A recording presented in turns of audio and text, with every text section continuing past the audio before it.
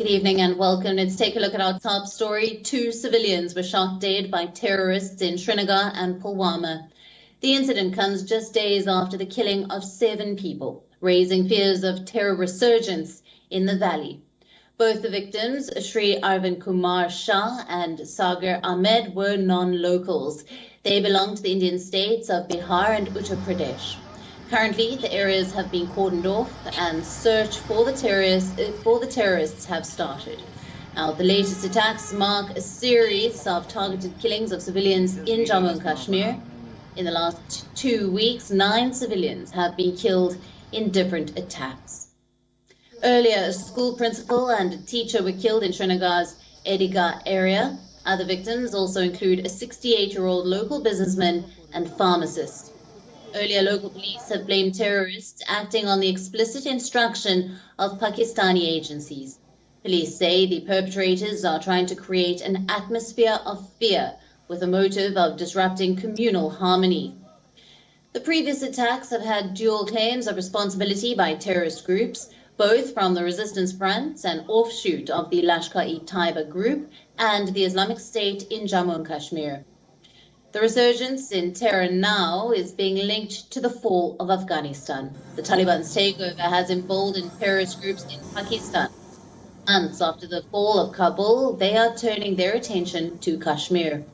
Reports suggest that Kashmir recorded the highest influx of terrorists in 2 years.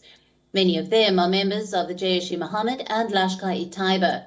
The current situation is similar to the one in 1989. After the Soviet Union was defeated in Afghanistan, Pakistan began sending battle-hardened terrorists into Kashmir.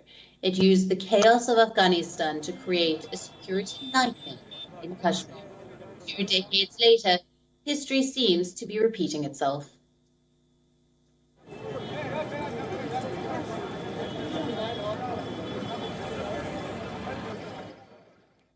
A fierce gun battle broke out between security forces and terrorists in Pampore in the Indian Union territory of Jammu and Kashmir. The police have said 2 terrorists belonging to the dreaded Lashkar-e-Taiba group were killed in the encounter. Their weapons, ammunition and other incriminating materials have been recovered, according to officials. Now, among those neutralized were the regional Lashkar-e-Taiba commander Umar Mustaq Kande and operative Muhammad Sultan, who back in February had killed 2 security forces personnel in the Bagat area in Srinagar. A police official says that they had received a tip-off about the presence of these 2 terrorists in the area, after which a cordon search operation was launched. The official also said that the security forces at first tried to get the terrorists to surrender, which they summarily refused to do. Now, security forces in the valley say that they have been on high alert.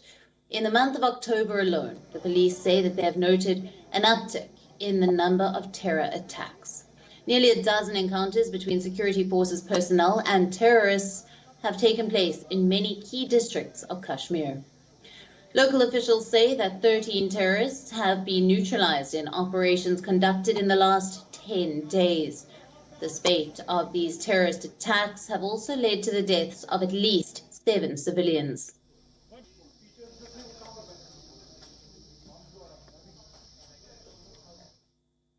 तो 5 जो local terrorist था Srinagar city था, उसमें से 3 मारा गया है और ये पुलिस के लिए बहुत सिक्योरिटी फोर्स के लिए कामयाबी है। और जब से सिविलियन किलिंग शुरू हुआ है तब से हम लोग टोटल 9 इनकाउंटर किए, उसमें 13 टेररिस्ट मारा गया, जिसमें एक जेश का टॉप कमांडर था शाम मारा गया है तो जो पामपुर त्राल में, और आज मुस्ताक खांडे मारा गया, तो एलईटी और जेश का 2 टॉप कमांडर मारा गया। WION, now available in your country. Download the app now. Get all the news on the move.